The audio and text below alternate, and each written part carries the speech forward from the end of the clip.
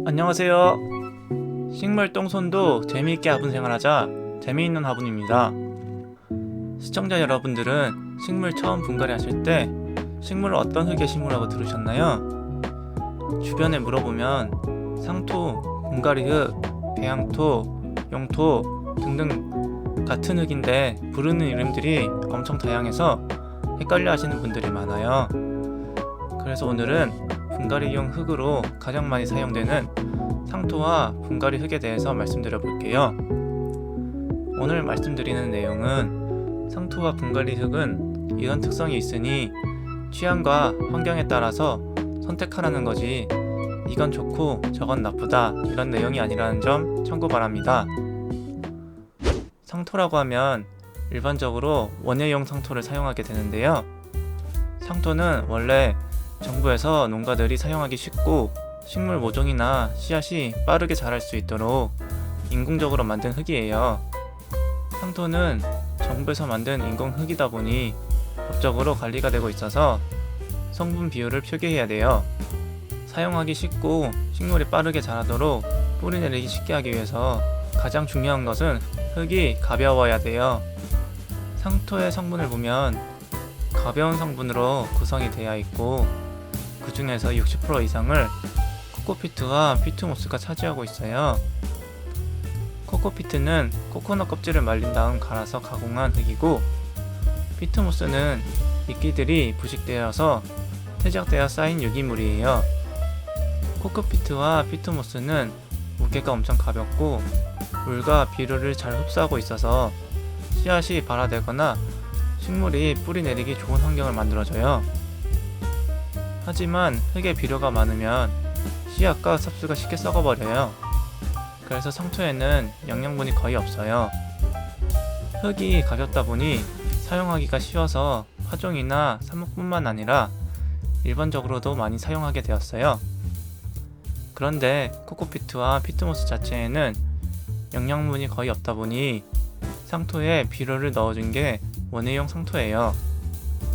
상토의 구성 성분인 코코피트나 다른 성분은 자체에 가지고 있는 영양분이 없다 보니 썩고 분해되더라도 식물에 필요한 영양분이 생기지 않아요. 그래서 추가로 넣어준 비료 성분이 다 빠지고 나면 더 이상의 영양분이 생기지가 않게 돼요. 환경에 따라서 다르지만 보통 6개월 정도면 비료 성분이 다 빠진다고 해요.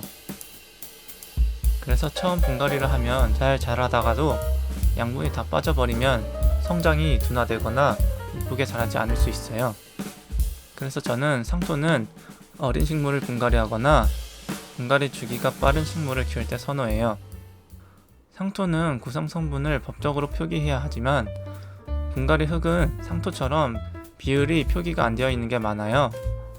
구성 성분을 보면 상토는 가벼운 성분들로 대부분 구성이 되어 있지만 분갈이 흙은 자연에서 볼 수 있는 재료들이 많이 들어가요. 우리가 흙이라고 하면 떠오르는 이미지를 생각하면 좋을 것 같아요. 모래, 부엽토, 바크 등등과 함께 미생물이 포함되어 있어요. 상토는 대부분 수입되는 원료를 사용하고 분갈이 흙은 국내에서 재료를 수급하는데요. 가로수나 다른 현장에서 발생되는 낙엽이나 나무 껍질 같은 것들을 흙 제조사에서 가공을 해서 분갈이 흙을 만들어요. 분갈이 흙에 포함된 미생물이 살아갈 수 있는 좋은 환경이 조성되면 미생물이 조금씩 구성 성분을 분해해서 식물에 필요한 양분을 만들어줘요. 그러니 식물에게 필요한 양분이 조금씩 꾸준히 공급이 돼요. 흙에 공급된 비료가 다 소진되더라도 그 후에 미생물에 의한 양분이 계속 공급이 되다 보니 상토에 비해서 분갈이 주기가 늘어나게 돼요. 분갈이 흙이 상토보다 무거워서 뿌리 내리기 힘든 환경이다 보니 식물이 자라는 속도가 상대적으로 더뎌요. 하지만 천천히 자라는 만큼 식물 조직이 더 탄탄하게 만들어져서 조금 더 강하게 자라는 것 같아요. 나는 한번 분갈이하고 몇 년 동안 분갈이하기 싫다고 하시는 분들에게 조금 더 적합한 흙이라고 생각이 돼요. 추가로 가끔 산이나 앞마당에서 퍼온 흙으로 분갈이 해도 되냐고 물어보시는 분들이 계세요. 저는 비추드립니다. 판매되는 분갈이 흙은 소독되고 관리가 된 흙이에요.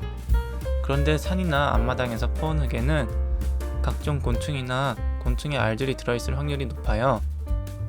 만약 퍼온 흙으로 분갈이를 하신다면 얼마 뒤에 집에서 벌레가 기어다니거나 날아다니는 상황이 만들어질 수 있어요.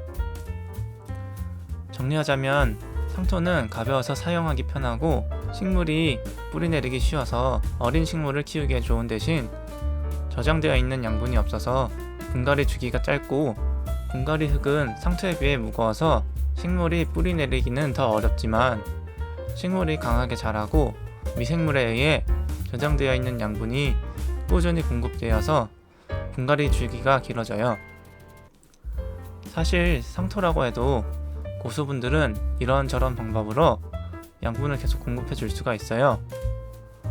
맞고 틀리다 정답이 없으니 각자 환경과 취향에 맞게 선택해 주세요. 상토나 분갈이 흙을 단독으로 쓰기보다는 이것저것 배합해서 사용하시는데요. 식물을 키우시다 보면 각자에 맞는 흙 배합법이 생기실 거예요. 흙이 어떤 특성이 있는지 알고 써야 환경에 맞는 흙을 선택하기 쉽기 때문에 이번 영상을 만들었어요. 이번 영상도 도움이 되셨으면 좋겠어요. 지금까지 식물 똥손도 재미있게 화분 생활하자 재미있는 화분이었습니다. 감사합니다.